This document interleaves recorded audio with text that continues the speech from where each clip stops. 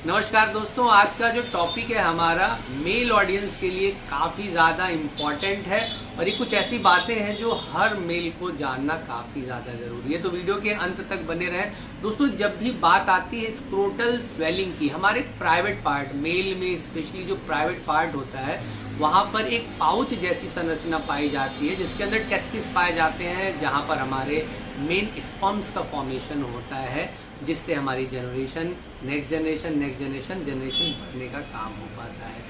दोस्तों, एक्चुअली में जब भी स्क्रोटल की स्वेलिंग की बात आती है, पहली बात तो चूंकि प्राइवेट पार्ट का हिस्सा है और बहुत सारे लोग इसे डिस्कस करने में शर्माते हैं। तो यहाँ पर मैं बताना चाहूँगा दोस्तों, जो भी लगभग 2017 से अगर मैं ऑनलाइन कंसल्टेशंस की बात करूँ तो लोग ऑनलाइन जाकर फ़ोन पर डॉक्टर के साथ ये सब डिस्कस करने में काफ़ी ज़्यादा कंफर्टेबल रहते हैं। बट अगर इन क्लिनिक की विजिट बात करें कि क्लिनिक में जाकर अगर यही सारे केस डिस्कस करने हो, स्क्रोटम से संबंधित कोई भी बीमारी, तो पेशेंट काफ़ी ज़्यादा ऑकवर्ड फील करता है, शर्माता है, बिकॉज डॉक्टर वहाँ पर एग्जामिन करने के लिए उन्हें बोलता है कि कपड़े निकालकर आपको प्राइवेट पार्ट्स को चेक करवाना होगा, जिससे हम सही बीमारी की डायग्नोसिस करें। और ये बहुत इंपॉर्टेंट भी है। क्योंकि दोस्तों, आपका जो स्क्रोटम है वो बहुत ही एक कॉम्प्लेक्स संरचना है, स्ट्रक्चर है, बहुत सारी संरचनाएं वहां पर पाई जाती है। उस छोटे से स्ट्रक्चर में कम से कम 10, 11, 12 बीमारी के नाम मैं अभी आपको बता सकता हूँ। तो उसमें किसको दिक्कत हो रही है ये समझना अनटिल अनलेस आप एग्जामिनेशन नहीं करेंगे थोड़ा डिफिकल्ट हो जाता है।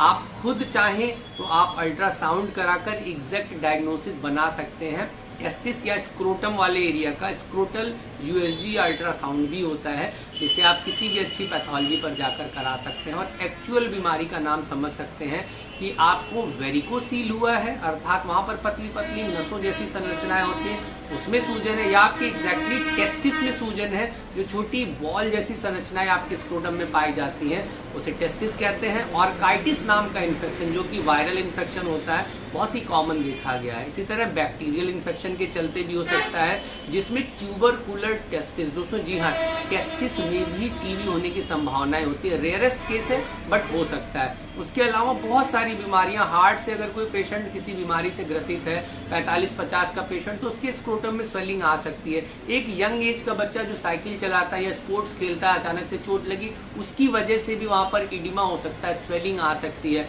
हर्निया होना, अर्थात आपके पेट के कंटेंट, आपके एब्डोमिनल कंटेंट का घिसक कर नीचे आपके स्क्रोटम में आ जाना, ये भी एक कारण हो सकता है।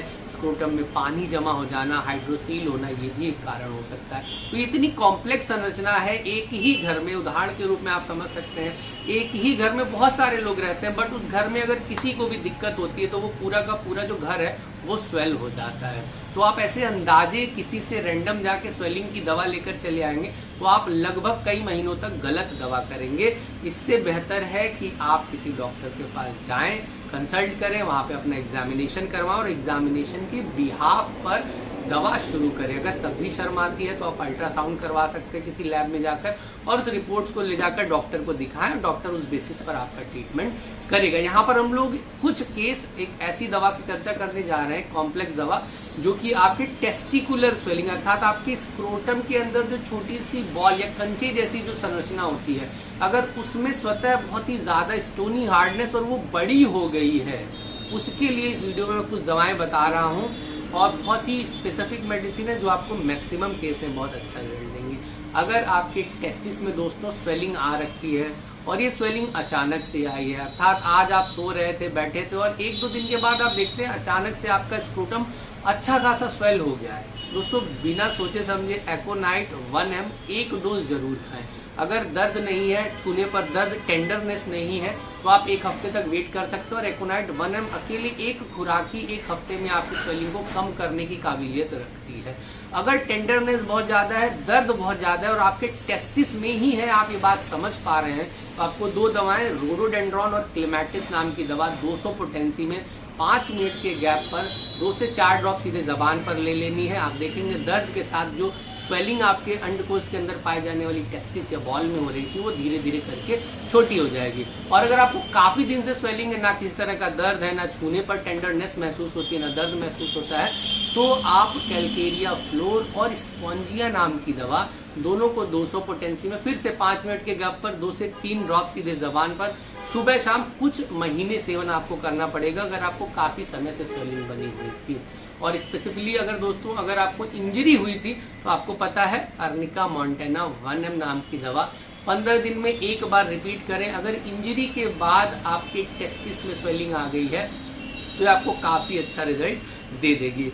बहरहाल दोस्तों एक केस और काफी ज्यादा कॉमन पाया जाता है जिसे हम लोग बोलते हैं वेरिकोस सील, अर्थात आपके टेस्टिस के आसपास जो छोटी सी बॉल जैसी संरचना उसके आसपास अगर आप दबाएंगे तो स्लिपरी कुछ पाइप जैसी संरचनाएं होती है जो स्लिप करती है। इनमें अगर सूजन आ जाती है तो इसे हम लोग बोलते हैं वेरिकोस सील। एक बहुत ही अच्छी दवा, बोनस मेडिसिन आप कह सकते हैं, हेमामिलिस 30 पोटेंसी में सुबह दोपहर शाम लगातार कुछ दिन सेवन करें। ये स्वेलिंग आपको कुछ ही दिन में काफी आराम और काफी रिलैक्स आपको नजर आएगा। नेक्स्ट दोस्तों अगर हाइड्रोसिल पानी बन गया है या आपका एब्डोमिनल कंटेंट आपके पेट से घिसक कर टेस्टिस में आ गया है, ये दो केस ऐसे हैं दोस्तों जहां पर पेशेंट को प्रॉपर्ली एग्जामिन करना पड़ेगा। डायरेक्ट हर्निया है, इनडायरेक्ट हर्निया या हाइड्रोसिल में वाटर की क्वांटिटी अच्छी खासा मात्रा में जमा हो गई है या थोड़ी सी मात्रा में जमा, किस स्टेज पर बीमारी है हाइड्रोसिल हर्निया, इसको देखकर ही हम बता सकते हैं कि ये होम्योपैथी में क्यूरेबल है या नहीं है। बाकी दोस्तों वीडियो में टेस्टिस संबंधित स्वेलिंग और वेरिकोसील जैसी जानकारी आपको दी गई है। वीडियो अगर अच्छा लगा तो फैमिली से जुड़ जाए, सब्सक्राइब कर ले, बेल आइकन दबा दें। मिलते हैं नेक्स्ट वीडियो में, तब तक के लिए नमस्कार दोस्तों, जय हिंद जय भारत।